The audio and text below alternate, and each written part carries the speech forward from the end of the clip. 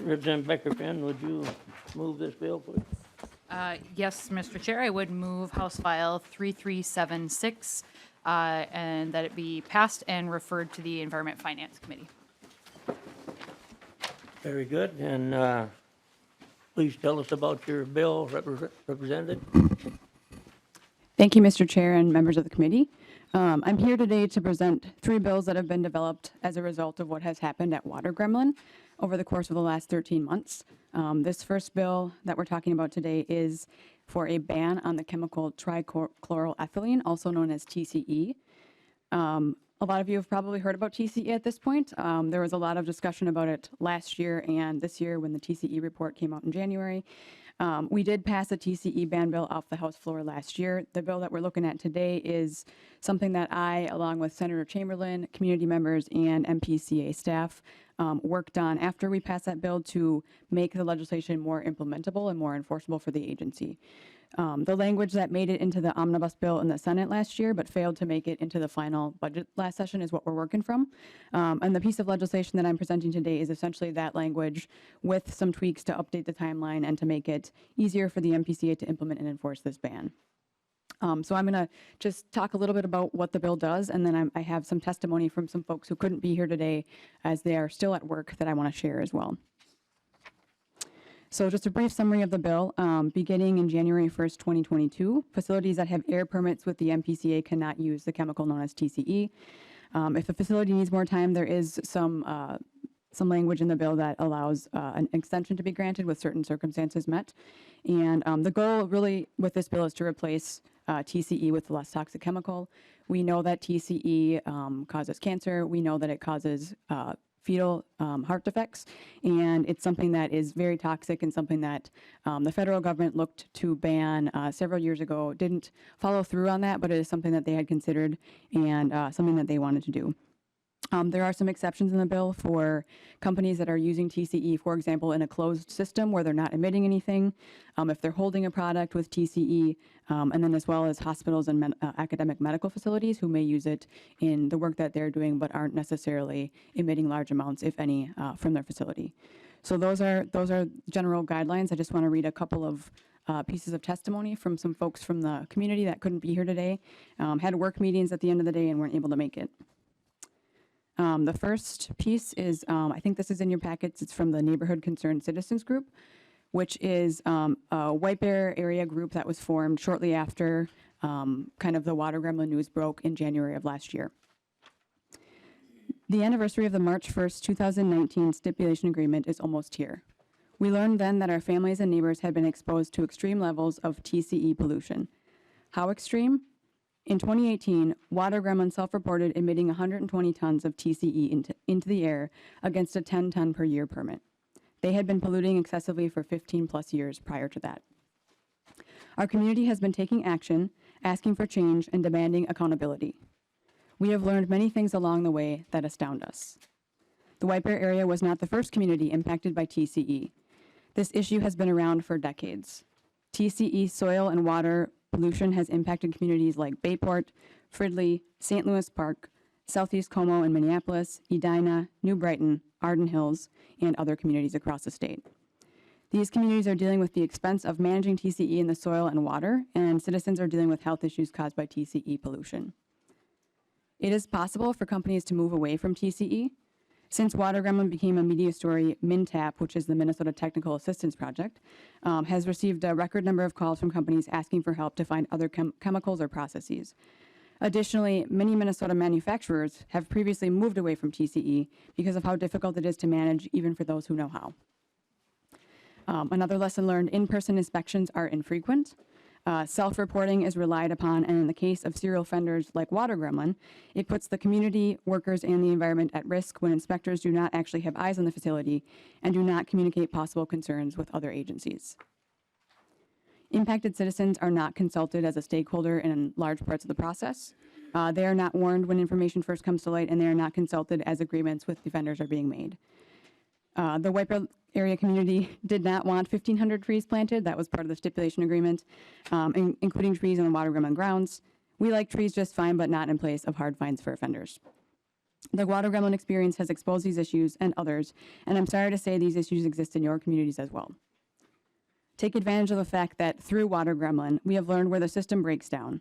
We are in support of this common sense legislation, and your communities would be too if they had the unfortunate opportunity to learn all of this firsthand. So this testimony is kind of about the broad package, the 3 bills we're talking about today. I want to read one more short piece from a constituent who lives in the community who wanted to attend today but couldn't be here. This is also in your packets. I am sorry I couldn't attend in person today. My name is Andrea West. I am a mother of 2 young adults, a wife, and a homeowner in White Bear Lake. My home, where I raised my kids and where I was living when I got diagnosed, treated, and survived cancer, is in the area around Water Gremlin that has been subjected to more than 15 years of excessive emissions of the toxic chemical TCE. You, our government, have not made sure businesses followed permitted uses of TCE and have not protected my community from excessive toxic TCE emissions. Toxic contamination is not just a White Bear area problem, and high levels of TCE air, water, and soil pollution have been found in many communities around Minnesota. St. Louis Park is a location of a new MPCA plan to create a Superfund site due to ongoing issues of toxic TCE vapors from contaminated groundwater and soil vapor. Communities have also had to pay millions to make sure their drinking water is safe due to TCE and contamination in Bayport, Fridley, Edina, and other communities. You, our government, have not protected other communities from excessive toxic TCE emissions. There is not a question that TCE is bad for human health. TCE has been known to be dangerous to humans since at least 2001, almost 20 years ago. Still, TCE continues to be used by businesses even though there are safer alternatives to use in its place.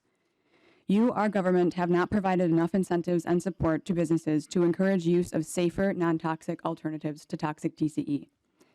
I am asking you to protect me, my family, my community, and all Minnesota communities by banning TCE. I am asking you not to wait another 20 years to ban TCE when we know that TCE is dangerous to human health and is costing our state lives and money, but we do nothing. I am asking you to ban TCE now with a suggested end date to use of TCE of 12/31/2021. Thank you for your consideration. I do want to just briefly mention the folks that we had written testimony from talked a little bit about communities that are impacted by TCE outside of the community in my district, and just wanted to read the list of several communities that that have already been mentioned that are dealing with TCE water contamination, and a lot of those communities are having to pay to treat their water so that they don't have the TCE being consumed. Those communities include Bayport, Baytown Township, New Brighton, Fridley, Spring Park, St. Louis Park, Edina, Spring Grove, and Waite Park. There are also other communities that are dealing with soil and indoor air pollution as well. Some of those communities and others across the state. So just want to wrap up and say, we did this last session. We had good bipartisan support in the House, and this bill, really what the goal is to make it implementable by the agency, enforceable, so that when we go out and want to ban this, we actually can do it. So this is the bill, this is the language that will help us get that done. Very good. Thank you, Representative Wozluik. We have some testifiers that have signed up. Aaron Clems.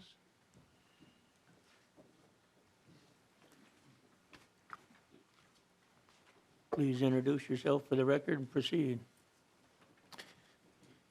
Thank you, Chair Purcell. My name is Aaron Clems. I am the Director of Public Engagement at the Minnesota Center for Environmental Advocacy. MCEA is a nonprofit organization with almost 50 years of experience of using the law and science to protect Minnesota's environment and the health of its people. Representative Wozluik's HF 3376 places an end date on the use of a toxic chemical that is one of the most prevalent polluters of Minnesota's air and water. MCEA strongly supports HF 3376. TCE's toxicity is not in doubt. Safer alternatives are available, and the ongoing harm to Minnesotans from decades of pollution demand that we set a firm end date for the use of this cancer-causing chemical in Minnesota. Trichloroethylene has been widely used as a degreaser and a solvent, but it causes cancer even at very low levels of exposure, and that science is irrefutable. This committee is familiar with the Water Gremlin case, where surrounding residents of the factory breathed toxic levels of polluted air for 15 years when pollution control equipment failed and the company did not fix it.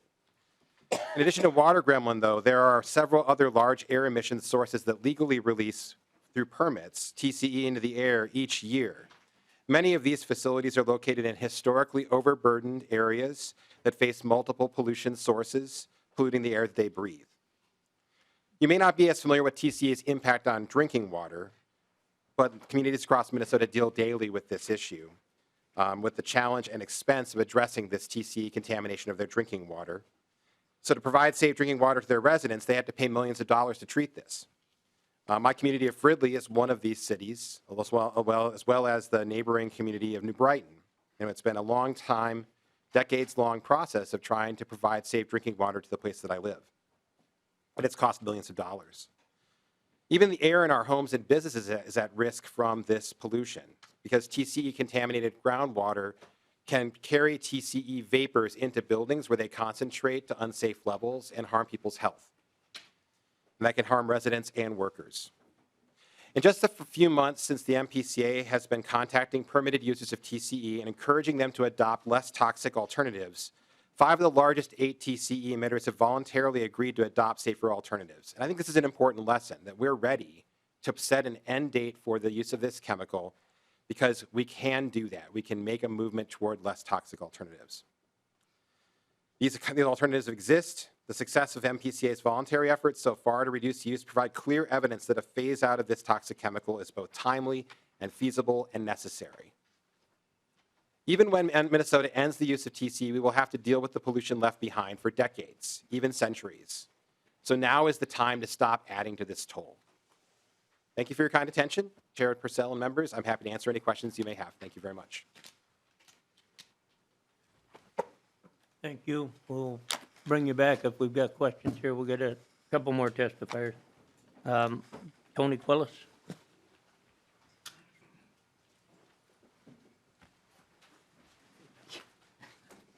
Welcome and introduce yourself, please, and proceed. Mr. Chairman, members of the committee, my name is Tony Quillis. I'm the Director of Environmental Policy at the Minnesota Chamber of Commerce. I want to just be very brief and want to thank Representative Wasiluk. I think I saw Representative Fisher earlier. There are a number of proposals out right now, including the administration's. Representative Wasiluk has a couple of them, including the administration's, and there is another one out there, Mr. Chairman. I think that highlight, as you've just heard from Mr. Clements, of the issue in front of us. The PCA, I'm going to use all my acronyms, the PCA did a TCE reduction report, and I think it was very helpful, pointing out that, the facilities in the state, the major users, most of them have voluntarily gone. And it was also mentioned by Representative Wasiluk that the Minnesota Technical Assistance Program, or MNTAP, has been doing a great job in helping businesses transition out of this chemical. But the one quote I want to read you from their website is, unfortunately, there is no silver bullet when it comes to replacing TCE. So sometimes it takes a little bit of time, and that's why I want to thank Representative Wasiluk and Representative Fisher. We've been also including the stakeholder group or neighborhood groups and some of the stakeholder meetings that we've had. And I think each and every meeting we have, Mr. Chairman, there's been some very constructive conversations. I think all parties will agree, and we're getting a little bit closer every time. We're not there yet, and I don't want to be the one that let perfect be in the way of the good, but I think that we're moving our way towards a solution. I'm hoping Representative Wasiluk agrees with me. Very good. Thank you. And we'll bring you back if we got questions. We're going to get to all of our testifiers here. And two folks from MPCA, Greta Gauthier and Craig McDonald. And yeah. Thank you, Mr. Chairman. For the proceed. record, Greta Gauthier, Minnesota Pollution Control Agency. It'll just be me today, Mr. Chairman. Very good. So thank you for the opportunity to testify in House File 3376, the ban on the use of TCE. And thank you to Representative Wasiluk for introducing this bill. Banning TCE is an important step to protecting Minnesota's air and water and is a priority for the MPCA this session. Our preferred position is the administration's language, which, as Mr. Quillis remarked, was introduced today in the House and last week in the Senate. Both the governor's language, our language, and Representative Wasiluk's language are based off of the agreement that everyone had at the end of the 2019 session. And as Representative Wozliak said, we worked on that language over the interim, we, the PCA, to make that language more implementable. And so there are many shared concepts between our TCE ban bill and Representative Wozliak's TCE ban bill, and we definitely support and share the intent of her bill. So I think right now we're looking forward to working with Representative Wozliak and other legislative leaders to come to agreement and enact a TCE ban this year. Thank you, Mr. Chairman.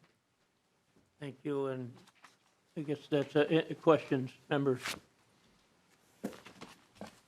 Representative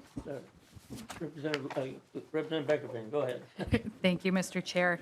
And I also really want to thank Representative Wozliak. She's been working harder than anyone on this issue since we found out about water gremlin a year ago. And,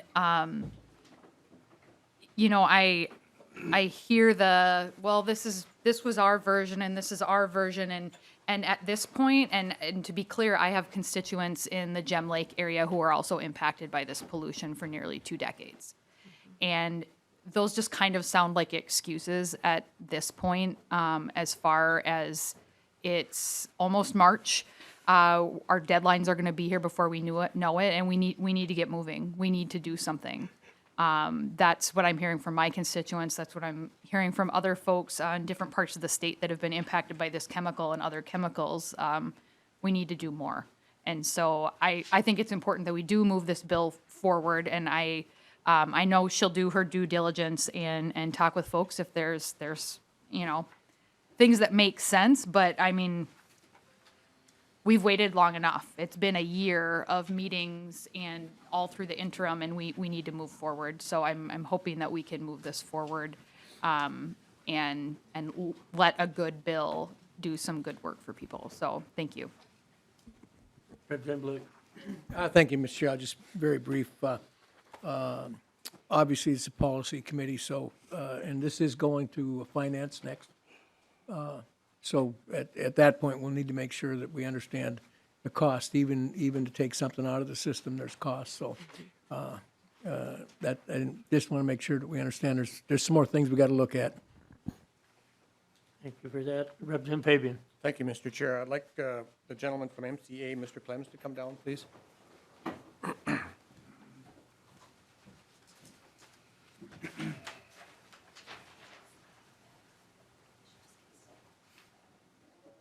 Just introduce yourself again, if you would. Sure. I'm Aaron Clems, the Director of Public Engagement at Minnesota Center for Environmental Advocacy. Representative Fabian. Thank you, Mr. Chair. Mr. Clems, you said in your testimony that there are substitutes for or alternatives for TCE. Yes. Does MCEA have a list of those substitutes? Representative Fabian, Chair Purcell, no, not off the top of my head. There are a whole host of different alternatives for degreasing agents. Some of them are chemical in nature. Some of them are just water and steam. You know, so there are a variety of them. And I know that the MPCA has been working with permitted users to identify a list of potential alternatives. As Mr. Quillis noted, it's not like there's a single bullet, right, to respond to all of these. That different industries and different uses will require different processes. So I wouldn't want to stand up here and tell you that there's 5 alternatives and they're all better. But they need to, that's work that needs to be done between industry and the regulators. Thank you, Mr. Chair. So absent of the water and steam, is MCA working on some sort of a list of things that they approve that would be a substitute for TCE? Chair Purcell, Mr. Fabian, no, we're not doing that duplicative work of what the MPCA does. The MPCA has been looking at alternatives, as MnTAP has as well, and they're generally less toxic than TCE, but I don't have a list in front of me today that I can give to you, no. Thank you, Mr. Chair. I'm just wondering then, the follow-up is, are you going to be doing that? Oh, I'm sorry, Chair Purcell, Mr. Fabian, no. We won't be creating a list for industry to use. Thank you. Any other questions here? I'm going to ask for, oh, I'm sorry, Representative Beckerman. Thank you, Mr. Chair. Forgot to mention, I would request a roll call on this vote. Very good. And I need to ask anybody in the audience who wants to testify on this bill? Seeing none and no further comments? Members? No. Yeah, okay, we're ready. Representative Becker Finn, would you renew your motion and? Yes, Mr. Chair, I would renew my motion that House File 3376 be passed and referred to the Committee on Environment and Finance. And roll call being requested, clerk take the roll, chair votes aye. All right. Vice Chair Becker Finn. Aye. Lead Luick. Aye. Representative Acomb. Aye. Representative Anderson. Aye. Representative Bowe. Aye. Representative Claflin. Aye. Representative Fabian. Representative Gomez. Aye. Representative Green. Aye. Representative Hansen. Aye. Representative Heinzman. Representative Lippert. Aye. Representative Lizagard. Aye. Representative Wagenius. Aye. There being 15 ayes and 0 nays, the motion prevails. You heard the roll call there, so the motion prevails and bill moves ahead.